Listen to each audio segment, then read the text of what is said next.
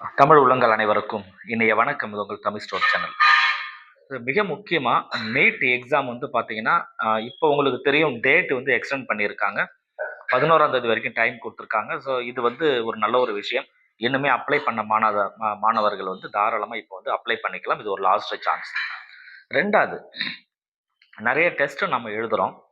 எவ்வளோ டெஸ்ட் எழுதினாலுமே ஒரு டெஸ்ட்லையுமே இம்ப்ரூவ்மெண்ட் எந்த அளவுக்கு இருக்குன்னு நம்ம செக் பண்ணணும். ரைட்டுங்களா? இந்த இம்ப்ரூவ்மெண்ட்டை வந்து எப்படி செக் பண்ணுறது? ரெண்டாவது, நம்ம எழுதுகிற ஒரு டெஸ்ட்லையுமே நம்மளுடைய மார்க்கை இன்க்ரீஸ் பண்ணணும்னா என்ன என்ன விஷயங்கள் பண்ணணும்? ஸோ இது ரொம்ப முக்கியமானது.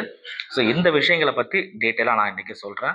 முக்கியமான ஒரு ஒரு 5 பாயிண்ட்ஸ் இருக்குது. இந்த 5 பாயிண்ட்டை பற்றி நீங்கள் கரெக்டாக தெரிஞ்சுக்கிட்டீங்க, இந்த 5 பாயிண்ட்டை கரெக்டாக யூட்டிலைஸ் பண்ணுறீங்க அப்படின்ற பட்சத்தில் உங்களுடைய டெஸ்ட் ஒன்றுமே வந்து மார்க் இம்ப்ரூவ் ஆகும்.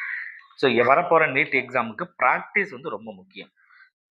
இந்த ப்ராக்டிஸை எந்த டைமில் பண்ணணும், எப்படி பண்ணணும் அப்படின்ற விஷயங்கள் எல்லாமே டீட்டெயிலாக உங்களுக்கு தெரிஞ்சதுன்னா அதுக்கு தகுந்த மாதிரி நீங்கள் பண்ணுவீங்க. உங்கள் மார்க்கும் இன்க்ரீஸ் ஆகும். சின்ன சின்ன விஷயங்கள், நமக்கு தெரிஞ்ச விஷயங்கள் நிறைய செய்யாமல் விட்டுடுவோம். அதை ரிமைண்ட் பண்ணுற விதமாக இந்த வீடியோ கண்டிப்பாக உங்களுக்கு இருக்கும். சரிங்களா? இப்போ நம்ம என்னன்ட்டு பார்க்கலாம். ஃபர்ஸ்ட் வந்து போஸ்ட் எக்ஸாம் அனலைசிஸ் அப்படின்னு ஒரு விஷயம். அது என்ன போஸ்ட் எக்ஸாம் அனலைசிஸ்? ஒன்றுமே இல்லை. நீங்கள் ஒரு டெஸ்ட் எழுதுறீங்க, ஒரு மார்க் டெஸ்ட் எழுதுறீங்க அப்படின்னாலும் அதை நீங்கள் அனலைஸ் பண்ணுறது தான். நான் அடிக்கடி சொல்லுவேன், செல்ஃப் அனலைசிஸ் மோஸ்ட் இம்பார்ட்டன்ட் அப்படின்னு சொல்லி. என்ன அப்படின்னா, நீங்கள் எழுதி முடித்த எக்ஸாமை நீங்களே உட்காந்து கரெக்ஷன் பண்ணுறதா இருந்தாலும் சரி, அல்லது நீங்களே எந்த இடத்துல தவறுகள் நடந்தது. பெரும்பாலான மாணவர்களுக்கு வந்து பார்த்தீங்கன்னா, அவங்களுக்கு தெரிஞ்ச லெசனாக இருக்கும், தெரிஞ்ச கொஸ்டினாக இருக்கும். ஆனால் இதை வந்து அவங்க ஏன் தெரியாம அந்த கான்செப்ட் வந்து புரியாமல் இருக்கலாம். அந்த கான்செப்ட் புரியாததுனால அங்கே தவறுகள் நடந்திருக்கும். ஸோ அப்போது ஏதோ ஒரு வகையில் அந்த தவறு நடந்துச்சு, அந்த ஆன்சர் தப்பாகிடுச்சுன்னா அது ஏன் தப்பு, எந்த இடத்துல கொஸ்டின் கேட்டிருக்காங்க, எந்த லெசன் வந்து கொஸ்டின் வந்திருக்கு, இதை எப்படி அட்டன் பண்ணணும், அந்த விவரங்களை நீங்கள் தெரிஞ்சுக்கணும். அதுதான் போஸ்ட் எக்ஸாம் எழுதி முடிச்சதுக்கு அப்புறம் நீங்கள் அனலைஸ் பண்ணுற விஷயங்கள். ரெண்டாவது, அதுலேயே இன்னொரு விஷயம் இருக்குன்னா, அண்டர்ஸ்டாண்டிங் வந்து இல்லாமல் இருக்கும். அந்த கொஸ்டினை பற்றி ஒரு அண்டர்ஸ்டாண்டிங் வந்து இல்லாமல் இருக்கிறது. அதுதான் ஏற்கனவே சொன்னது. உங்களுக்கு கான்செப்ட் தெரிஞ்சிருக்கும். பட் ஆனால் கொஸ்டின் வந்து ஆன்சர் தப்பாக எழுதிருக்கீங்க. கான்செப்ட் புரியாததுனால. கேள்வி தெரிஞ்சாலும் கான்செப்ட் புரியாது. அதனால் வர தவறுகள். இதை நீங்கள் அவாய்ட் பண்ணணும். மிக முக்கியமானது உங்களுடைய கவன சிதறல் இருந்தது அப்படின்னு சொன்னால் சின்ன சின்ன மிஸ்டேக்ஸ், தெரிஞ்ச கேள்விக்கு சின்ன சின்ன மிஸ்டேக்ஸ் வரும். அந்த மிஸ்டேக்ஸை மார்க்கை குறைப்பதற்கு உண்டான வாய்ப்புகளை அதிகப்படுத்தணும். அதனால இந்த மிஸ்டேக்ஸ், சின்ன சின்ன மிஸ்டேக்ஸை நீங்கள் அவாய்ட் பண்ணணும். அதுக்கு என்ன செய்யணும்? கவனமாக எழுதணும். கவனக்குறைபாடு இன்றி நீங்கள் வந்து எக்ஸாமை எழுத பழகிக்கணும். ஒன்று. இரண்டாவது, டைம் மேனேஜ்மெண்ட். டைம் மேனேஜ்மெண்ட்டும் ரொம்ப ரொம்ப முக்கியமானது. 2 விஷயம் இந்த டைம் மேனேஜ்மெண்ட் வந்து நீங்கள் பண்ணணும். என்ன அப்படின்னா, பயாலஜி பொறுத்த வரைக்கும் நார்மலாக கொஞ்சம் ஈஸியாக இருக்கும் இல்லையா?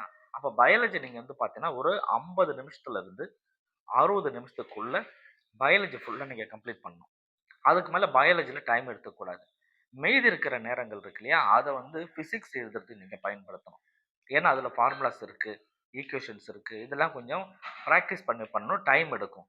அதனால் பண்ணணும். இன்னொரு விஷயம், எந்த ஒரு கேள்விக்குமே 1 நிமிஷத்துக்கு மேலே ஆன்சர் அவங்க ஒரு டைம் எடுக்குது அப்படின்னு சொன்னால், எந்த ஒரு கேள்விக்குமே 1 நிமிஷத்துக்கு மேலே டைம் எடுக்குதுன்னு சொன்னால், அந்த கேள்வியை ஸ்கிப் பண்ணிவிட்டு அடுத்த கேள்விக்கு போகிறது தான் புத்திசாலித்தனம். அந்த ஒரே கேள்வியில் அதிக நேரத்தை வீணடிக்காமல் 1 நிமிஷத்துக்கு மேலே எடுக்குது அப்படின்னா அந்த கேள்வியை விட்டுடுங்க. கடைசியாக டைம் இருந்தால் பார்த்துக்கலாம்னு சொல்லிட்டு அடுத்த கேள்விக்கு நீங்கள் போயிடணும். அதை நீங்கள் கவனித்து பண்ணணும். ரைட்டுங்களா?